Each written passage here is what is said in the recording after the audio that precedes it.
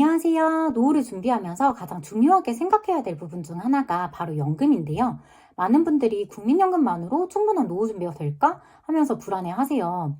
혹시 국민연금으로 매달 얼마나 받을 수 있는지 알고 계신가요? 바로 75만 원이에요. 생각보다 많지 않죠. 그런데 이 금액을 2배로 늘릴 수 있는 방법이 있다는 사실 알고 계신가요? 바로 퇴직연금을 효과적으로 관리하면 되는데요. 2021년 기준 퇴직금을 연금으로 받는 분들의 평균 수령액은 1억 8,858만 원이에요. 이 금액을 단순히 20년 동안 나눠 받는다고 가정하면 매월 78만 원 정도 받을 수 있어요.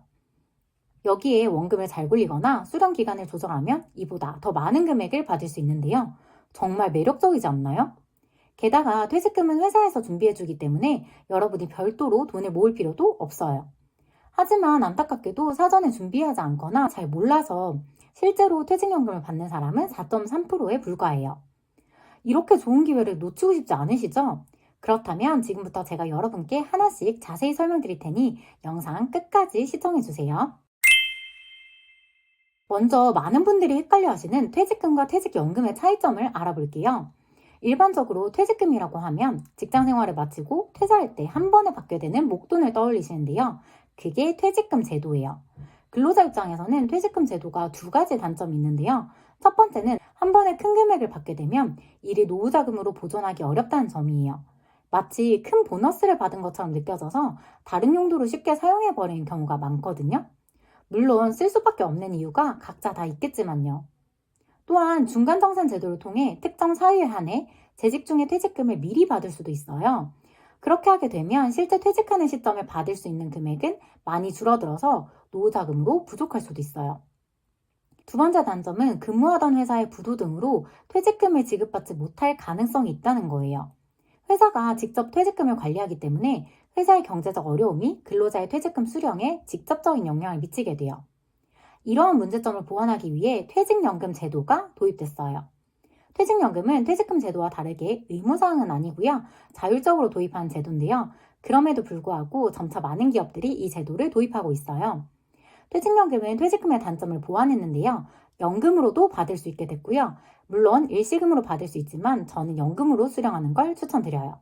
그 이유는 조금 이따 더 상세히 말씀드릴게요. 그리고 퇴직금의 일부를 외부 기관에 미리 적립하고 관리하기 때문에 퇴직금을 못 받을 가능성도 줄였어요. 퇴직연금은 기업이 부담하는 방식에 따라 크게 3가지 종류로 나뉘는데요. 확정급여형, 확정기여형, 기업형 IRP가 있어요. 기업형 IRP는 확정기여형과 거의 같은데요. 10인 미만의 소규모 사업장에서 운용할 수 있는 제도예요.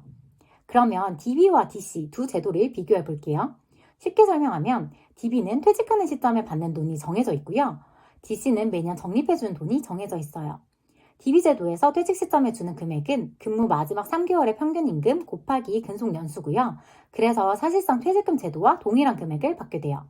DC는 연간 임금 총액의 12분의 1을 매년 적립해줘요. 퇴직금을 운용해서 발생한 손익은 DB는 회사가, DC는 근로자가 책임져요. 잘 운용해서 수익이 나면 DB는 회사가 가져가고 DC는 근로자가 가져가요. 손해도 마찬가지고요. 특정 사유가 있을 때 담보대출 또는 중도인출이 가능한데요. 이 사유들은 자료 참고해 주시고요. DB는 적립금 50% 한도 내에서 담보대출만 가능하고요. DC는 담보대출과 중도인출 모두 가능해요. 회사에서 매년 부담하게 되는 금액도 좀 다른데요. DB는 매년 최소 적립금을 산출해서 2 이상 적립해야 되고요. DC는 연간 임금 총액의 12분의 1 이상을 각 근로자의 퇴직연금 계좌에 적립해줘요. 협약된 금융회사는 퇴직연금을 관리하는데요. DB의 경우 재정검증 이런 걸 통해서 잘 적립하고 있는지 확인하고 그 결과를 노동조합 혹은 근로자에게 통지하고 있어요. DC는 약속된 기일을 경과하여 부담금을 납부하지 않으면 근로자한테 그 사실을 고지하고요. 이럴 경우 근로자는 회사의 지연 이자도 청구할 수 있어요. 여담이지만 제가 은행에 있을 때 DB 업체들의 재정 검증 시기가 거의 비슷해서 1년에 한 번 엄청 바빴던 기억이 나요. 어쨌든 외부에서 관리하기 때문에 좀 더 안전장치가 있고 문제가 생길 경우 여러분이 확인하고 요구할 수 있는 부분이 있다는 점 참고해주세요. 그러면 여러분은 어떤 퇴직연금 제도에 가입되어 있는지 궁금하시죠? 회사에 물어볼 수도 있지만 여러분이 직접 조회해볼 수 있는 간단한 방법도 있는데요. 금융소비자보호 통합연금 포털에서 이 서비스를 제공하는데요. 내 연금 조회, 재무설계, 내 연금 조회, 연금 계약 정보에서 확인할 수 있어요. 고정 댓글에 링크 남겨드릴 테니 참고해주세요. 그럼 DB나 DC 제도에서 어떤 상품을 운용할 수 있을까요? 투자 가능한 금융상품은 원리금 보장 자산과 원리금 비보장 자산으로 구분할 수 있고요. 투자 금지 대상이 아닌 모든 원리금 비보장 자산에 대해 투자를 허용하고 있어요. 근데 이렇게만 말씀드리면 너무 막연할 것 같아서 구체적인 상품 예시를 보여드릴게요. 다만 운용 가능한 상품은 금융기관별로 다를 수 있습니다. 원리금 비보장 자산 총 투자 한도는 70%로 정해져 있기 때문에 그 이상으로 투자할 수는 없고요. 예금 같은 원리금 보장 자산은 100% 투자 가능합니다. 그럼 여러분에게 DB가 유리한지 DC가 유리한지 고민되시죠? 각 제도의 특징과 연결되는데요. DB는 마지막 임금이 중요하기 때문에 승진 기회가 많거나 임금 상승률이 높거나 장기 근속이 가능한 경우 유리할 수 있어요. DB의 퇴직금은 정해져 있기 때문에 투자에 자신이 없거나 안정성을 중요하게 생각하는 분들도 DB형이 좋습니다. 반면 DC는 매년 적립을 해주기 때문에 마지막 임금의 중요성이 상대적으로 떨어지는데요. 승진 기회가 적거나 임금 상승률이 낮거나 직장 변경이 잦은 분들은 DC가 나을 수 있습니다. 또 DC의 운용 수익은 근로자가 갖기 때문에 투자에 자신 있거나 수익성을 중요하게 생각하는 분들은 DC형을 추천해요. 그러면 운용하다가 중간에 제도를 바꿀 수는 있을까요? 없을까요? 여러분이 다니고 있는 회사가 DB형, DC형 제도를 모두 도입했고 제도 전환이 가능한 경우에는 퇴직연금 제도를 바꿀 수 있어요. 그런데 DB형에서 DC형으로 바꾸는 것만 가능해요. 본인만의 투자 방식과 가치관이 정립된 후에 DC로 변경하는 것도 방법이 될 수 있고요. 다만 DC에서 DB로는 변경할 수 없기 때문에 충분히 고민해 보셔야 돼요. 생각보다 이 부분을 잘 모르세요. 여러분은 꼭 챙기세요. 명확하게 전환이 유리한 경우가 있는데요. 바로 임금 피크제를 앞두고 있는 경우예요. DB형을 유지하게 되면 급여가 줄어든 만큼 퇴직금도 줄어들게 돼요.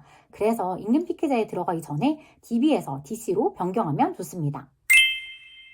아까 일시금으로 수령하는 것보다 연금으로 수령하는 게 유리하다고 말씀드렸는데요. 바로 세금 혜택 때문이에요.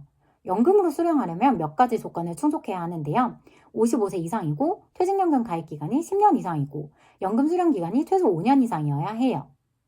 연금 수령 한도 내의 퇴직금은 퇴직소득세의 70에서 60%만 납부하면 되고요. 분리과세해요. 그래서 여러분이 따로 준비하는 사적연금 소득과 별개로 세금을 매기게 되는데요. 하지만 퇴직연금 운용수익은 사적연금 수령액에 포함되니까 이거 조심하셔야 돼요. 이런 조건들로 인해 일시금으로 받는 것보다 연금으로 받을 때 세금 혜택이 있습니다. 마지막으로 여러분이 혼란스러워 하실까봐 추가로 설명드릴게요. 개인형 IRP라는 거 들어보셨죠? 이것도 퇴직연금 제도 중 하나인데요. DB, DC, 기업형 IRP와는 좀 달라요. 개인형 IRP의 첫 번째 기능은 퇴직금 수령이에요. 여러분이 퇴직을 하게 되면 퇴직연금 제도든 퇴직금 제도든 퇴직금을 받아야 되잖아요. 이때 무조건 개인형 IRP로 받아야 돼요. 다만 근로자가 만 55세 이후에 퇴직하거나 퇴직급여액이 300만 원 이하인 경우에는 예외적으로 개인형 IRP로 받지 않아도 돼요. 어떤 제도든 간에 개인형 IRP로 돈을 받은 다음에 여러분이 일시금으로 받을지 연금으로 받을지 선택하면 되는 거예요. 두 번째 기능은 세액공제예요. 이미 개인형 IRP를 만드신 분들이 있다면 이 목적으로 개설하셨을 텐데요. 개인적으로 노후를 준비하기 위해 개인형 IRP에 돈을 넣고 운용할 수 있어요. 이 기능은 이전 영상에서 충분히 설명드려서 그거 참고해주세요.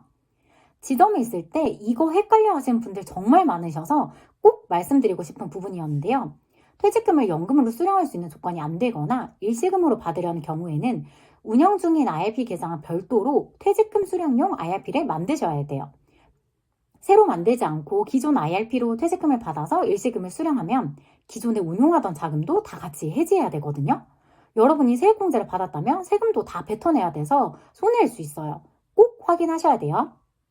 오늘은 어떻게 하면 퇴직연금을 효과적으로 관리해서 안정적인 노후자금을 준비하고 동시에 세금 혜택까지 누릴 수 있는지에 대해 알아봤는데요. 확정급여형, 확정기여형, 기업형 IRP를 설명드렸고 여러분의 개인적인 상황에 맞게 적합한 제도를 선택하시길 바랍니다.